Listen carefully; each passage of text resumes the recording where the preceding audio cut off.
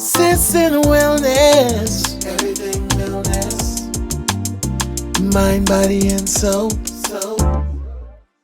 Hey everybody, so let's talk about Ready to Love DC. This is episode 3. They're on season 4, I believe, of this show, and they're in DC. So, Ready to Love DC. Okay, so episode opens with happy hour, right? I used to love me a good happy hour before this panoramic, but anyways, everyone is looking fly and, looking good. So, Tissia, she's the first lady to walk in, and she got straight to the point. I love her. I've come to realize I do like her personality. She's the first young lady to come in, and she asked the guys like why she was in the bottom of the last episode. She got straight to it, and they did answer her question. I mean, from the most part, it just kind of seemed like people didn't get an opportunity to really like connect with her, so it was kind of easy to put her at the bottom.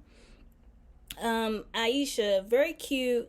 She's 38 years old. She's like, I still cause heads to spin. I love her confidence. Like, I love her confidence. Nephew Tommy, he comes in and says all the women are in control this week, and we are down to 9 women and 9 men at this point. So, at this point, Tyrone gets anxious and nervous, and he decides that he's going to work the room to try to increase his odds, of not being the one who's eliminated. And he talks about the fact that him being a tech dude kind of makes him nerdy and socially awkward.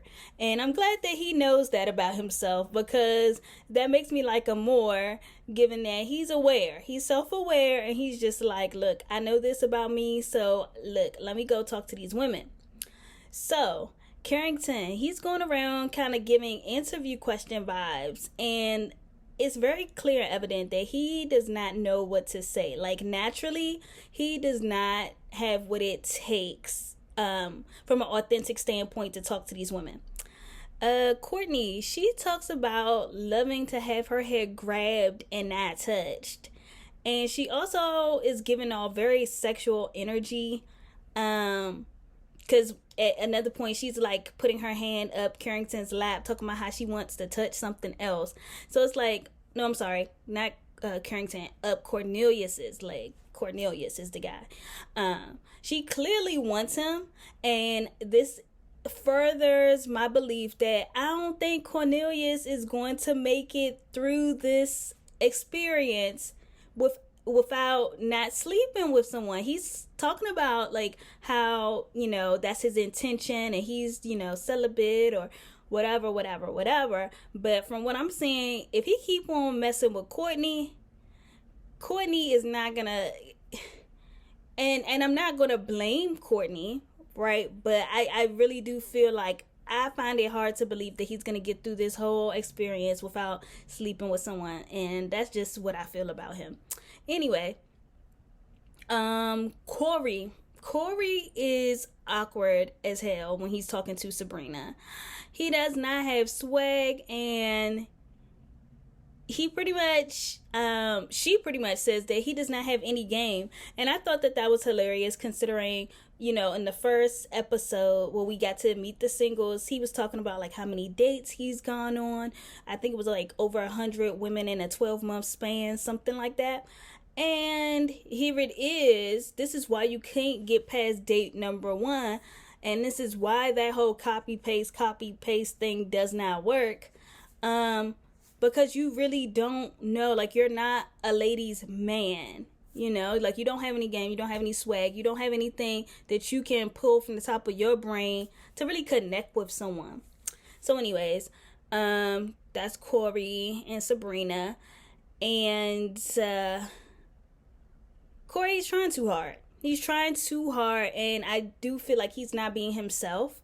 And I feel like that's merely all it probably would take for you to really build a genuine connection. Like, that's it, Corey. That's all you need is yourself. He said that he was feeling defeated after trying to talk to Sabrina, and I thought that was hilarious. And I also think that Sabrina probably is a little intimidating to him, because she's so beautiful, and she's really a real person, and she can see straight through Corey's BS. So at the end of the happy hour, if it's funny that Moomin, her car ended up getting a flat tire. Corey ends up fixing the flat for her, and he in turn asks her out for a date. And I felt like that's probably what you need, a real authentic experience to happen, Corey, and then you say, oh, would you like to go out on a date? So it was perfectly aligned in that way. So they end up going on a date. They actually do look cute together, I think, Moomin and Corey. They both have amazing chocolate skin, is what I wrote. So there is a group: Cornelius, Courtney, Camille, and Walter. The four of them go on a double date. This is a little bit confusing because Camille is clearly into Cornelius, right? He is on the date with Courtney, and she's on the date with Walter. When I say she, Camille is on a date with Walter. So I just think it's odd and awkward for you to be on a date, a double date. The guy you like is with someone else. And so in turn, Courtney, she's pretty much filling up on Cornelius, everything like that, and Camilla's feeling away. But whose idea was this? Like, that could never work. Anyway, I feel, even though I like the concept of the show, I put that I'm just not into the game playing, and this is just an example of that, because again, I'm asking, like, why were you on a double date with the guy that you like being with someone else? And I just can't wrap my head around that. But anyway, so flashback to Corey and Moomin's date. They're having a good time, a good connection, and Corey comes off a little bit more genuine when he's with Moomin, and I'm like, this is what he needs. Like, this is what Corey needs. He needs to come off more genuine, and he's making her laugh, and I'm like, this is really cute and nice. See how that works? So anyways, then it flashes back to the double date with Camille and that whole crew. They are talking about God and religion and stuff like that, right? No problem. I don't know if it was editing, but then they switched to sex and the concept of sex before marriage. And Walter and Courtney, they're down for testing out sex before marriage. Whereas Camille and Cornelius, they're like, no, that cannot happen. I want to be with the person and then have that exchange with them, blase, blase, blase.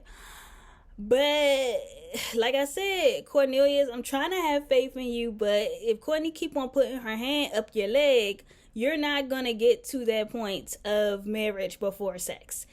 Let's see. Camille is having a fit when she sees Courtney putting her hand up Cornelius's lap. That's, I'm like, this is super weird. Like, why are you not on a date with him? This is just weird. Anyway, Zadia and Tyrone, they go on a date, and Tyrone was so happy to see her and her super fit body coming towards him. He was like, I could get used to this kind of situation. And through their discussion, they talk about mental and emotional health. I love the topic of the conversation. They talk about his diagnosis of PTSD, and it did not scare Zadia. Like, I feel like she didn't even flinch. She's kind of come off like she's been exposed to people who probably have the same diagnosis before or similar issues. They talk about having like breathing exercises, and she pretty much commends him on like taking steps to like manage his PTSD. So I thought that was nice. Anyway, Carrington and Aisha, they go to Ben's Next Door, and I personally love that restaurant. It's on U Street. It's a extension to Ben's Chili Bowl, very like historic restaurant. So they talk, and he's 33, she's 38. He's saying he doesn't have an issue with the age gap, but a red flag comes up, which is the fact that he does event planning, right? And I'm like, especially like the nighttime scene with it. I'm like, if he's planning, I don't know, conferences, right? I don't really think that's a big deal, like professional conferences or something. But it comes off like he does nightlife events. And it's just like, no, that ain't gonna work for this situation. So he also said something that was another red flag to me, which is that he's never had a girlfriend at 33 years old. And to me, honestly, it's believable. However, not for him. And I say that because he's very much like, he's giving me like he's a wordsmith. You know what I mean? Like, he can carefully craft his words in a way where it's like, yeah, I never had a girlfriend, but you've dated multiple women.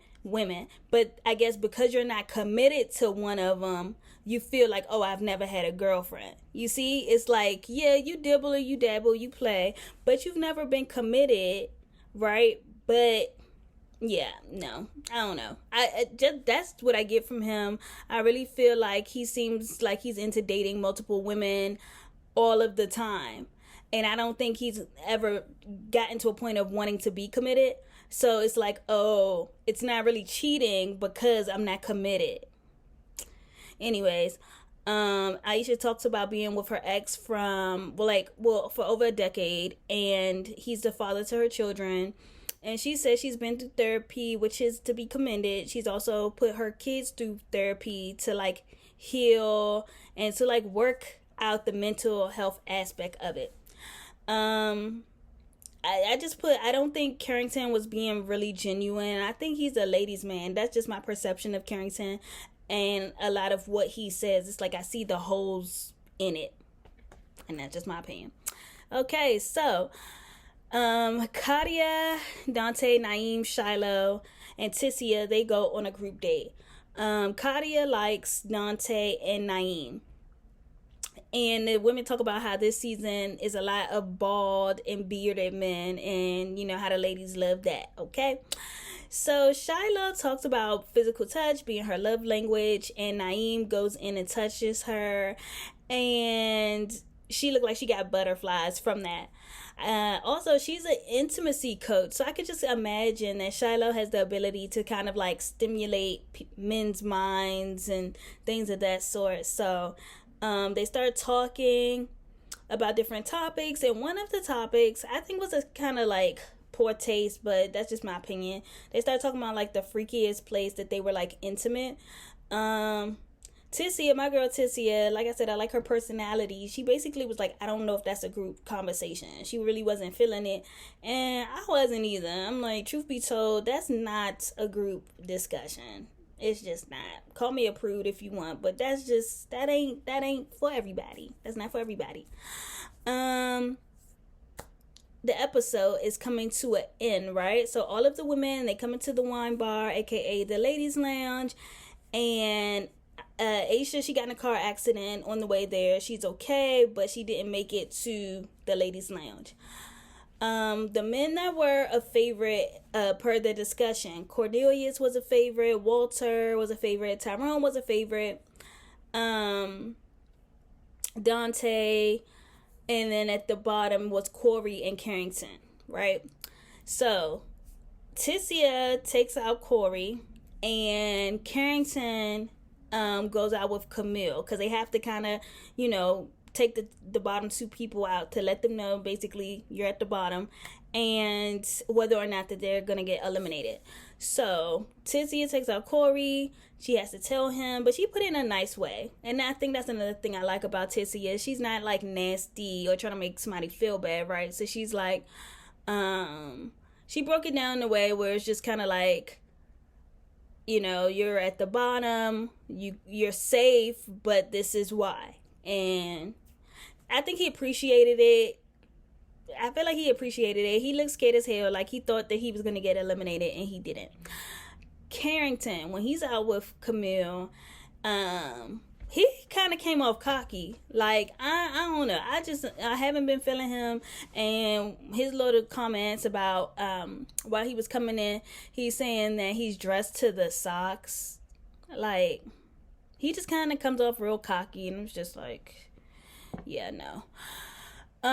He came off calculated, not genuine, and was defensive, was my observation. Carrington wasn't ready to love and was cut off. He wasn't even here for the elimination. He didn't take no kind of accountability for anything Camille said. And I was just like, this is why you are not ready. All right, so what's to come? I'm trying to look at my notes. The only comment I had about what's to come, Camille, you cannot be intimidated by Courtney or any other girl Cornelius is feeling. This is a dating competition, a dating show. It's not a one-on-one situation. So if you're going to keep on doing that and being like that, because they did show a clip to what's to come, and that's how she was acting. If you're going to be like that, then he's probably not the man for you. If you got to peek over and look over, you feel like you have to watch him. You have no control over him and what he does, what he thinks. So I just kind of had to put that out there because I realized that that's something to come based on how he's looking at Courtney or something like that in a future episode. But anyways, thanks for watching. Like, comment, and subscribe, and I'll see you in the next video.